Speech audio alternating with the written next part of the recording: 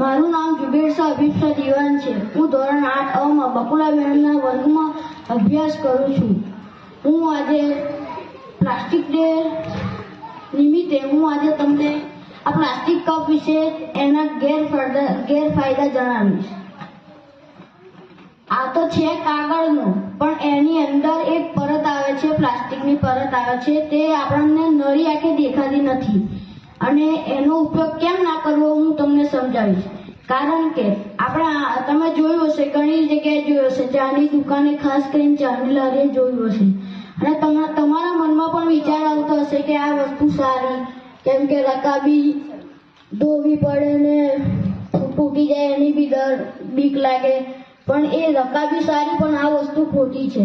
કારણ કે આની અંદર જે પ્લાસ્ટિકની પરત આવે છે, જ્યારે તમે આમાં ચા પીવો છો અને ચા એટલી ગરમ હોય છે કે તેનાથી જે અંદરની પ્લાસ્ટિકની પરત આવે તે ઓગળવા માંડે છે.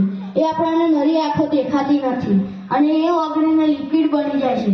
એ જ લિક્વિડ આપણા પેટમાં જાય છે. તેના જ લીધે મોટા મોટા રોગો થાય છે આપણને. આનો ઉપયોગ કરવો જોઈએ નહીં. જીવનમાં આનો ઉપયોગ કરીશું તો આપણને મોટા મોટા રોગો થશે. અસ્તુ. જય હિન્દ, જય ભારત.